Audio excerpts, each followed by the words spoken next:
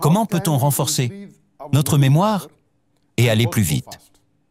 Comment peut-on mémoriser aussi vite que toi et s'en souvenir pendant longtemps? Est-ce qu'il y a un secret? S'il vous plaît, priez pour moi à Allah, qu'il me donne plus de patience. Pour venir à ta question de comment peut-on renforcer notre mémoire? Comment je mémorise aussi vite et comment je fais pour m'en souvenir aussi longtemps? Normalement, il y a différentes techniques que tu trouves dans des cours liés à la mémoire. Et si tu cherches sur Google, il y a plein de cours sur comment tu peux développer la mémoire.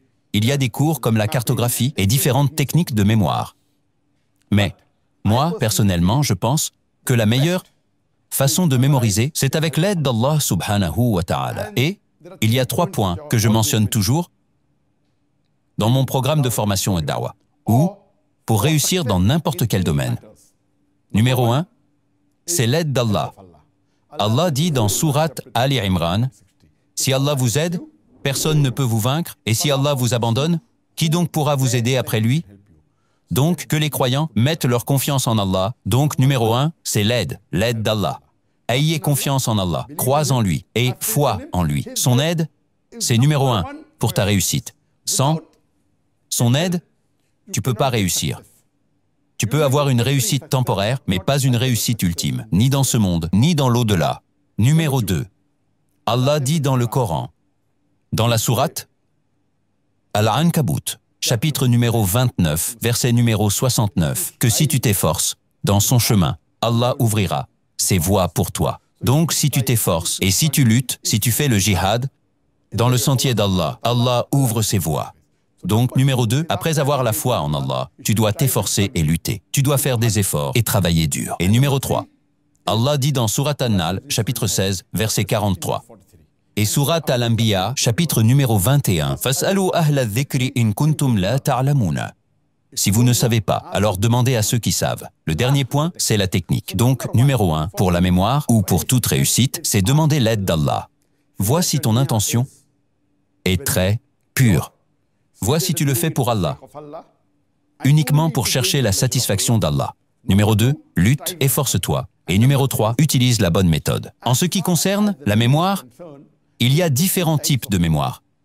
Il y a ce qu'on appelle une mémoire temporaire, une sorte de mémoire immédiate, et une mémoire du passé, quelque chose qui est une mémoire permanente. Donc normalement, quand tu mémorises, que tu sois en train de mémoriser le Coran, ou que tu sois en train de mémoriser un discours, ou que tu sois en train de mémoriser n'importe quel sujet, le travail est important. Et le fait de dépendre de l'aide d'Allah aussi. Il y a certaines personnes, elles lisent une seule fois, elles peuvent avoir une mémoire photographique, et ça rentre dans leur mémoire pour longtemps. Tu sais, par exemple, l'imam al-Bukhari, masha'Allah, Allah lui avait donné une mémoire photographique. Sa mémoire était phénoménale. Il n'avait pas besoin de travailler dur comme nous, c'était l'aide d'Allah. Donc si tu as ce niveau d'aide de la part d'Allah, alors ça, c'est l'ultime. Mais bien sûr, son iman était élevé. Et l'aide d'Allah pour lui aussi était élevée. Mais, normalement, tout le monde doit chercher Allah en premier. Numéro 2, c'est lutter et s'efforcer. Donc, ce que tu dois faire, quand tu veux mémoriser, tu dois répéter ça plusieurs fois. Et une fois que tu l'as répété quelques fois, 5 fois, 6 fois, que ce soit une phrase, 2 phrases ou 3 phrases, que ce soit quelques versets du Coran, ou peut-être un seul verset, si tu continues à répéter, ça rentre dans ta mémoire. Mais, ça va dans ta mémoire temporaire. Donc, pour que ça reste plus longtemps, ce que tu dois faire, une fois que tu l'as répété quelques fois, maintenant, de nouveau, tu dois encore le répéter peut-être, dans une demi-heure, puis répète encore dans 2 heures, puis encore dans 5 heures. Plus tu répètes et mémorises, plus ça s'enfonce petit à petit, profondément dans ta mémoire. Donc si tu prépares un discours pour le lendemain, disons que tu le mémorises, puis tu le répètes encore dans une demi-heure, puis encore dans 2 heures, puis dans 5 heures. Tu l'as répété plusieurs fois, et peut-être que tu vas réussir à donner le discours. Mais, après avoir donné le discours, si on te demande de donner le même discours, dans 1 an, tu ne pourras pas le faire. Laisse tomber 1 an. Même dans 1 mois, tu ne pourras pas. Même après 1 semaine, tu pourras peut-être pas le refaire, parce que c'était seulement dans ta mémoire temporaire. Donc, ce que tu dois faire, après avoir donné le discours, c'est continuer à le réviser. Ou, si tu dois redonner le discours 1 mois plus tard, tu dois le remémoriser à nouveau. Donc, si tu veux que ça fasse partie de ta mémoire permanente, alors tu dois faire de la murajara, tu dois réviser. Et c'est ça, ce que font les gens qui sont hafidhul Qur'an. Si tu as mémorisé le Coran, si tu as mémorisé tout le Coran, on t'appelle hafidhul Qur'an. Ça veut dire que tu as mémorisé tout le Coran par cœur. Mais si tu analyses vraiment la plupart des huffadhul Qur'an dans le monde, il y a des millions de huffadhul Qur'an, mais tous ne peuvent pas réciter tout le Coran d'un seul coup. Ou bien, ils mémorisent le Coran. Ils mémorisent quelques versets, puis peut-être quelques sourates, puis peut-être un juz, peut-être 2 juz. Donc, en continuant à mémoriser les 30 juz du Coran, ils peuvent finir par oublier le premier, le deuxième ou le troisième juz, s'ils ne font pas de révision. Donc, il y a différentes techniques pour mémoriser. Si tu continues à mémoriser et que tu avances sans réviser ta mémoire précédente, tu vas l'oublier. Donc, ce qu'ils font, quand tu mémorises quelques pages, en continuant à avancer, tu continues aussi à réviser ce que tu as mémorisé hier, ou ce que tu as mémorisé il y a une semaine, ou ce que tu as mémorisé il y a un mois. Bien sûr, plus tu continues à mémoriser, plus le volume continue à augmenter, plus le nombre de choses mémorisées augmente, et tout mémoriser devient difficile.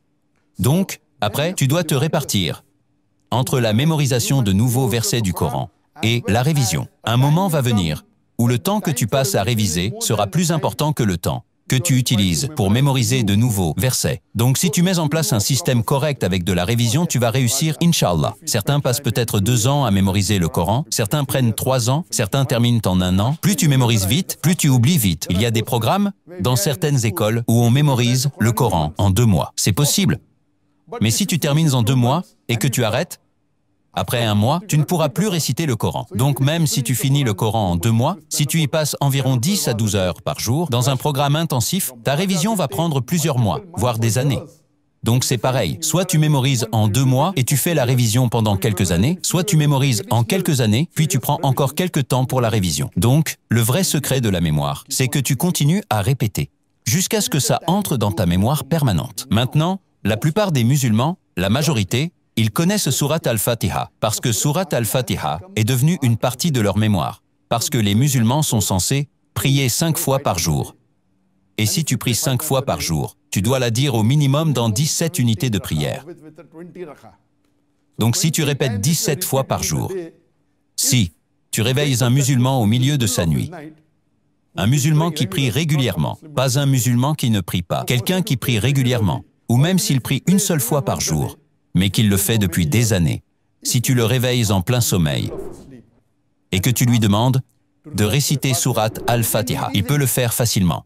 Elhamdulillahi Rabbil Alamin, parce que c'est rentré dans sa mémoire permanente.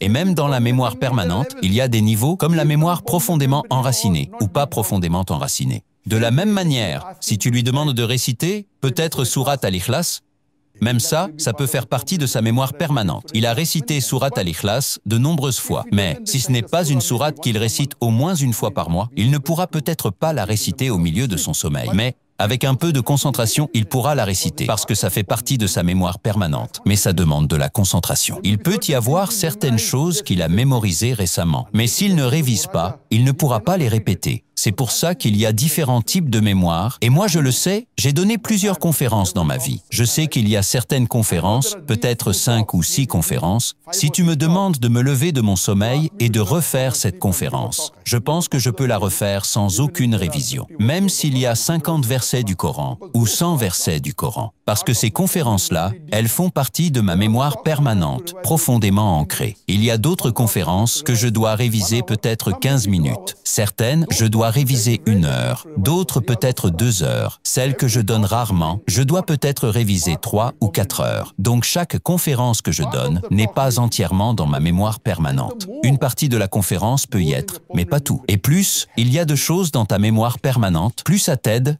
pendant les sessions de questions-réponses. Dans une session de questions-réponses, tu n'as pas de notes. Tu ne peux pas avoir de notes devant toi. La session de questions-réponses, tu la donnes en direct. Donc, quand tu donnes une conférence, tu peux mémoriser le discours et le réciter. Mais la session de questions-réponses, c'est un truc que tu ne connais pas à l'avance. Et on peut s'y préparer, mais on ne sait pas tout. Donc, à ce moment-là, si tu as beaucoup de discours qui font partie de ta mémoire permanente, ça t'aide dans la session de questions-réponses. C'est pour ça que je dis à tous mes étudiants, quand vous donnez un discours, Ne prenez pas de notes. Si tu ne prends pas de notes, tu continues à réviser et ça devient une partie de ta mémoire. Parce que dans une session de questions-réponses, tu peux pas prendre de notes et chercher la réponse. Il faut que ça vienne de ta mémoire rapidement. Donc, si tu as 50, 100 discours qui font partie de ta mémoire permanente, certains profonds, d'autres en surface. Mais si c'est dans ta mémoire, alors ça t'aide. Dans la session de questions-réponses. Donc, en ce qui concerne, le secret pour une bonne mémoire, numéro 1, c'est l'aide d'Allah. Tu pries Allah. Tu demandes à Allah qu'il te donne une bonne mémoire. Tu pries Allah pour que tu te souviennes. Tu peux faire cette invocation dans ta prière. Numéro 2, c'est le travail. Tu t'efforces, tu luttes. Numéro 3, c'est la technique. Tu fais en sorte de continuer la révision. Tu continues à réviser. L'aide d'Allah, le travail, la révision. Jusqu'à ce que ça devienne une partie de ta mémoire. Et si ça devient une partie de ta mémoire permanente, profondément, ça restera longtemps. Et Inch'Allah, ça peut même être pour toujours. J'espère que ça répond à la question. Tu veux enfin comprendre ce que l'imam récite pendant la prière. Lire le Coran dans sa langue d'origine. Imagine pouvoir réciter la Fatiha sans erreur et échanger en arabe sans difficulté. C'est exactement ce qu'offre l'Institut en ligne, l'arabe facile. Avec la bonne méthode, tu peux apprendre l'arabe rapidement et tu n'es pas seul dans cette aventure. Plus de 14 000 personnes ont déjà fait le choix de cet institut et 98% des élèves sont satisfaits des résultats. Si toi aussi tu veux enfin maîtriser l'arabe, Inch'Allah, alors clique sur le premier lien en description ou en commentaire épinglé.